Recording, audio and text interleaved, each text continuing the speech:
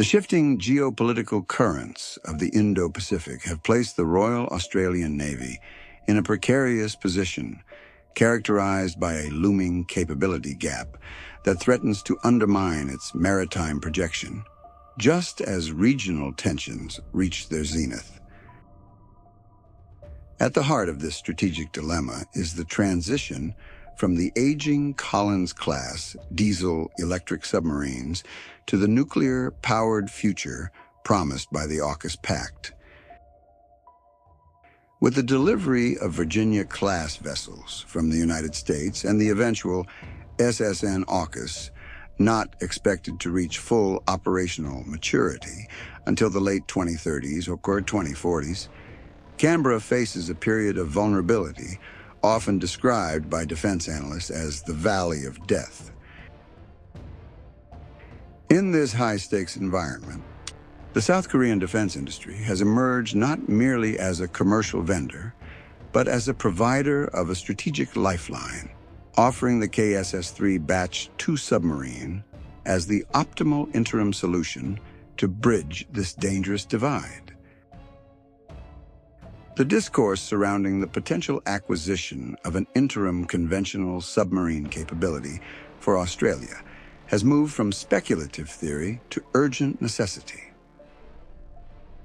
While German and Japanese shipbuilders have long been considered the traditional frontrunners for such contracts, the KSS-3 Batch 2, also known as the Jang Bogo-3 Batch 2, presents a unique value proposition that aligns almost perfectly with the specific geographic and tactical requirements of the Australian Defence Force.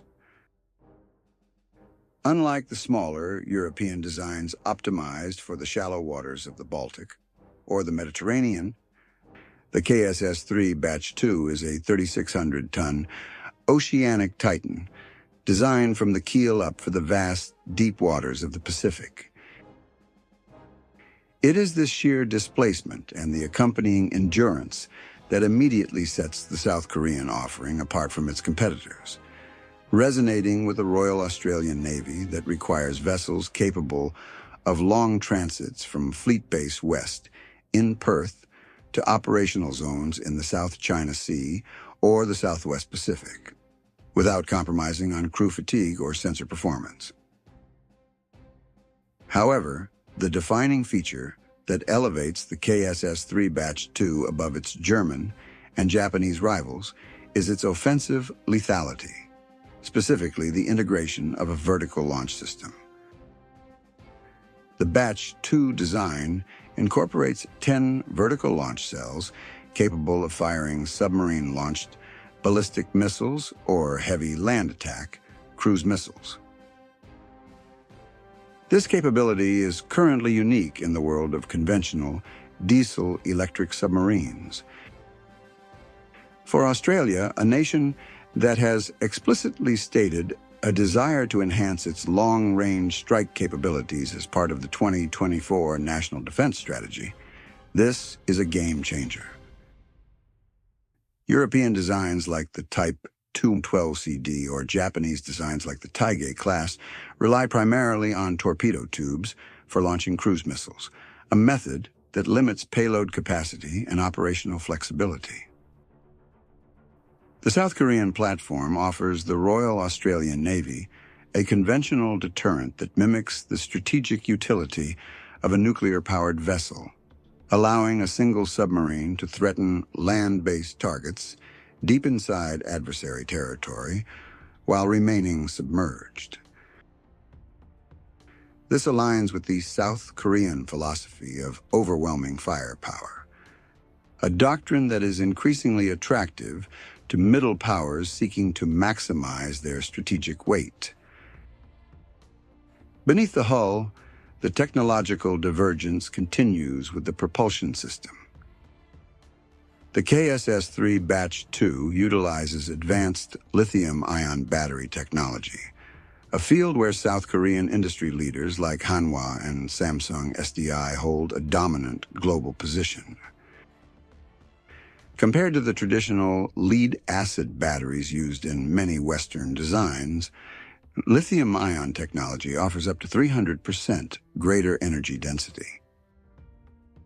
For Australian operators, this translates to significantly higher underwater cruising speeds and drastically extended submerged endurance. The tactical advantage is profound as it reduces the indiscretion rate, which refers to the time a submarine must spend at periscope depth, snorkeling to recharge its batteries, thereby exposing itself to enemy radar and anti-submarine warfare aircraft. While Japan has also pioneered lithium-ion technology in its submarine fleet, the South Korean implementation is viewed by many analysts as being more aggressively available for export and technology transfer, backed by a commercial ecosystem that is eager to integrate with foreign supply chains. The industrial argument is perhaps even more persuasive than the technical specifications. The South Korean shipbuilding industry is legendary for its efficiency and speed, often summarized by the cultural concept of pali or hurry. Hanwha Ocean has publicly suggested that it could deliver the first operational KSS-3 Batch 2 to the Royal Australian Navy within 7 years of contract signature. This timeline stands in stark contrast to the chronic delays and cost overruns that plague Western naval shipbuilding programs. For Canberra, the prospect of having a high-capability submarine in the water by the early 2030s offers a tangible solution to the capability gap rather than a paper promise. Furthermore, South Korea has demonstrated a willingness to transfer sensitive technology and intellectual property that exceeds the comfort zones of many NATO partners or Japan.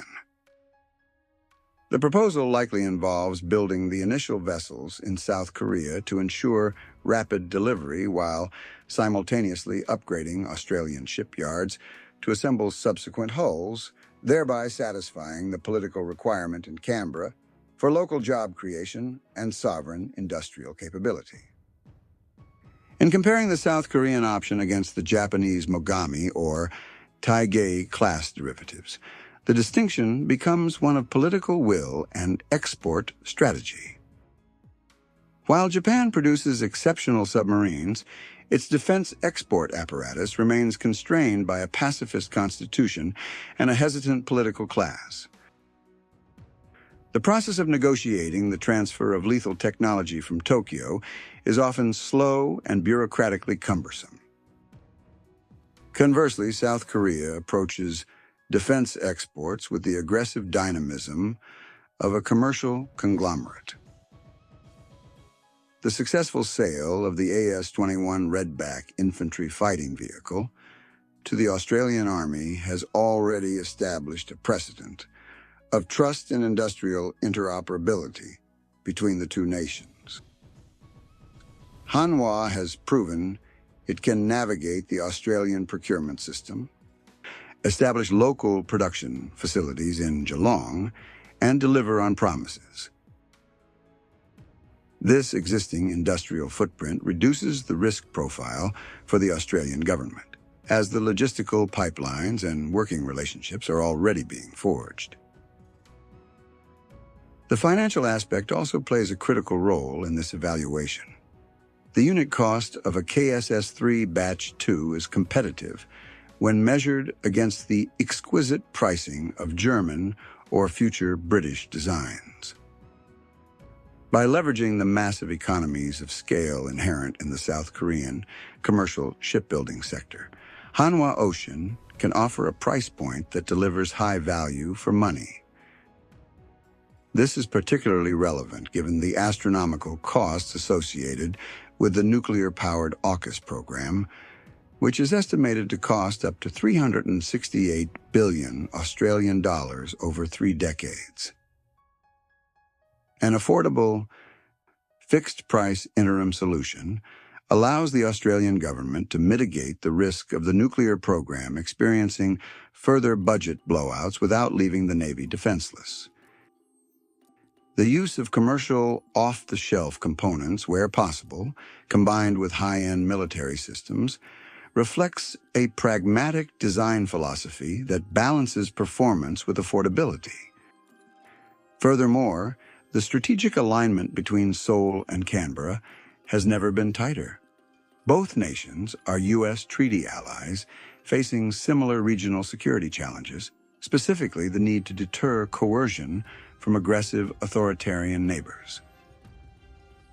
The adoption of the KSS-3 platform by Australia would create a de facto interoperability between the Republic of Korea Navy and the Royal Australian Navy. It opens the door for joint logistics hubs, shared maintenance facilities, and coordinated patrols in the Pacific. It would effectively create a continuous arc of identical or similar submarine capabilities stretching from the Sea of Japan to the Indian Ocean.